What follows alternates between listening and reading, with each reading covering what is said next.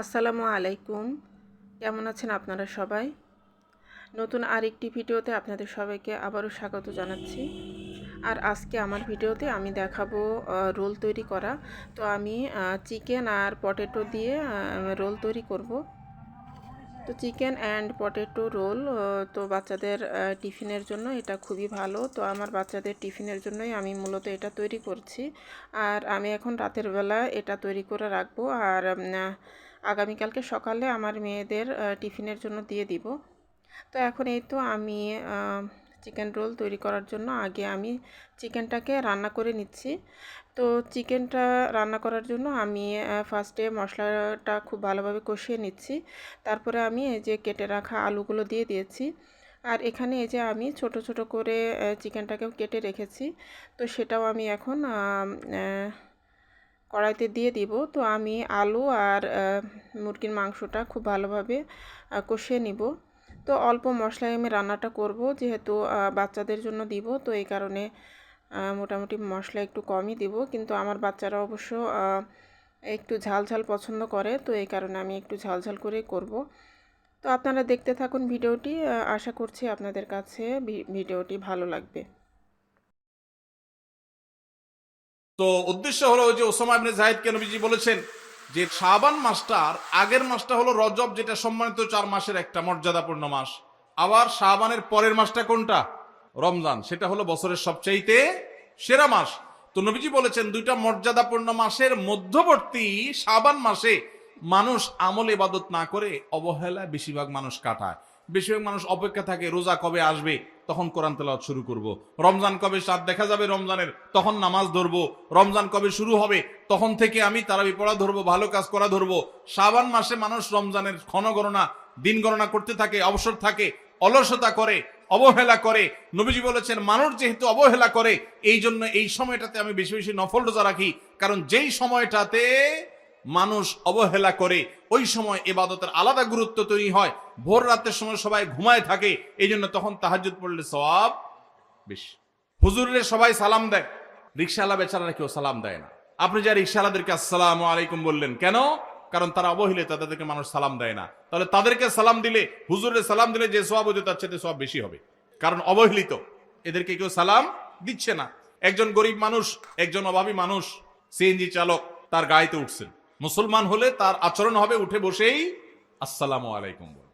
চেষ্টা করা যাবে না ইনশাআল্লাহ। শাবান মাসে মানুষ অবহেলিত থাকে, সেজন্য এই মাসে আমলের গুরুত্ব বেশি। অতএব যেই কাজটা মানুষ অবহেলিত করে, গাড়িতে উঠার পর চালককে সালাম দিবেন আসসালামু আলাইকুম করে। যে মালিক গাড়িতে উঠে বসে চালককে সালাম দিতে পারেন, সেই মালিকের মধ্যে অহংকার নাই ইনশাআল্লাহ, তিনি বিনয়ী মানুষ। আল্লাহ আমাদের সব ভাইদেরকে বিনয়ী হওয়ার তৌফিক দান করুন। দ্বিতীয় কারণ তিনি বলেছেন কেন তিনি এই মাসে বেশি রোজা রাখেন, ওই যে ওসামা ইবনে যায়েদ রাদিয়াল্লাহু আনহু দুইটা কারণ বলেছেন। এর মধ্যে একটা হলো শাবান মাসটাতে মানুষ আমল ইবাদত একটু কম করে, কারণ রমজান আসবে আসবে বলে অপেক্ষা করে। সেজন্য তিনি এই মাসে বেশি বেশি আমল করেন, কারণ অবহেলার টাইমের আমলের গুরুত্ব একটু বেশি।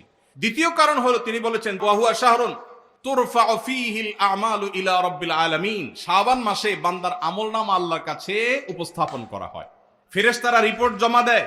ফাউহিব্বু আন ইউরফা আমালি ওয়া আনা সাইম, নবীজি বলেছেন আমি চাই আমার আমলনামা যখন ফেরেশতাদের কাছে পেশ করা হবে তখন আমি যেন রোজাদার থাকি। কারণ আপনি কোথাও চাকরি করেন, সিরিয়াস ডিউটি করেন, একবারও আপনার বস আসে না, একটু মোবাইলটা মাত্র হাতে নিছেন ফেসবুকটা টিপার জন্য, আর তাকায় দেখেন পিছের দিকে বস এসে দাঁড়াবে, মেজাজটা কেমন লাগবে বলেন? খারাপ লাগবে না? আর আপনি অন্য সময় যাই করেন না করেন, খুব সিরিয়াস মুডে কাজ করতেছেন, পিছনে তাকায় দেখেন মালিক এসে দাঁড়াবিস, কলেজেটা শান্তি হয়ে যাবে না? যাক মাশাআল্লাহ, এই বেচারা এসে আমরা যখন কাজে দেখবে বলবে বাবা খুব ভালো মানুষ, তো বেতন বাড়বে, তাই না? নবীজি সাল্লাল্লাহু আলাইহি সাল্লাম বলছেন যে আমি শাবান মাসে বেশি বেশি নফল রোজা এই জন্য রাখি, ফেরেশতারা আমার সারা বছরের আমল নামা আল্লাহর কাছে রিপোর্ট জমা দেন, সারা বছর কি করেছি না করেছি তার সব হিসাব জমা দেন। আল্লাহ যখন আমার হিসাবের প্রতি মনোনিবেশ করেন, ওই অবস্থা যদি আল্লাহ সুবহানাহু ওয়া তাআলা তিনি দেখতে পান যে তার বান্দা আমি রোজা আছি, তাহলে আল্লাহ একটু অনুগ্রহ করবেন। এই জন্য আমি এই মাসে রোজা রাখি। তাহলে নবীজি সাল্লাল্লাহু আলাইহি সাল্লাম শাবান মাসে রোজা দুইটা কারণ পাওয়া গেল। এক তো হলো গাফলতির সময় সেজন্য তিনি রোজা রাখতেন, দ্বিতীয়ত হলো এই মাসে বান্দার আমল নামা পেশ হয় সেজন্য তিনি রোজা রাখতেন। এই দুই কারণ আমাদের বেলায়ও আছে না নাই? তাহলে আমাদের রোজা রাখা উচিত না উচিত না? চেষ্টা করবো তো ইনশাআল্লাহ। ভাইরা আমার, একটা প্রশ্ন আপনাদের মনে হইতে পারে, সেটা হলো আমরা তো শুনছি মানুষের আমল নামা সকালে বিকালে আল্লাহর কাছে জমা হয়, ফেরেশতারা জমা করে, আবার এখন শুনলাম শাবান মাসে জমা হয়, তাহলে দুই রকম হলো যে?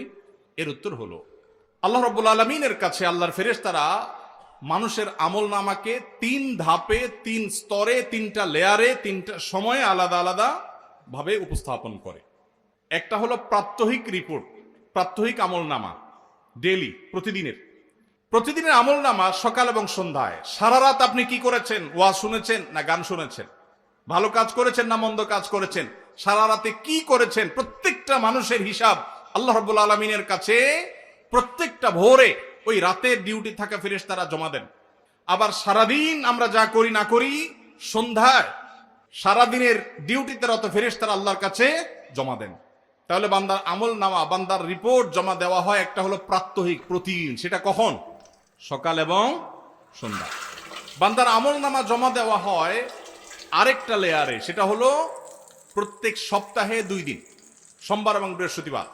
নবীজি সাল্লাল্লাহু আলাইহি ওয়াসাল্লাম যেন সোমবার বৃহস্পতিবার রোজা রাখতেন, কারণ সোমবার এবং বৃহস্পতিবার বান্দার আমল নামা ফেরেশতারা আল্লাহর কাছে পেশ করেন। তাহলে একটা হলো ডেইলি আমল নামা পেশ, সেটা সকাল সন্ধ্যা। একটা হলো সাপ্তাহিক আমল নামা পেশ, সেটা হলো সোম বৃহস্পতি।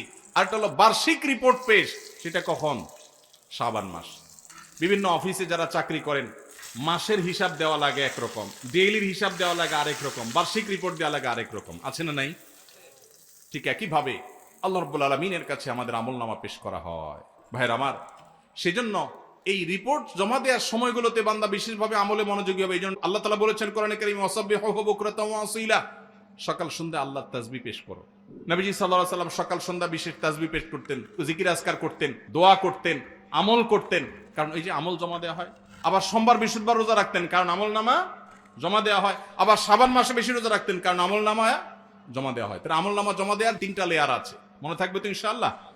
ভাইরা আমার, এছাড়াও শাবান মাসে বেশি বেশি নফল রোজার আরেকটা কারণ আছে, সেটা হলো ইজতিহাদি। সেটা হাদিস দ্বারা না, প্রমাণিত না, সেটা বিভিন্ন মুহাদ্দিসগণ, ওলামা একরাম, স্কলারগণ বলেছেন। সেটা হলো হঠাৎ করে রমজানের রোজা যদি রাখা শুরু করেন, সারা বছর এক রকমের খাদ্য অভ্যাস, সকাল দুপুর রাতে খেয়ে, এখন হঠাৎ করে অভ্যাসটা চেঞ্জ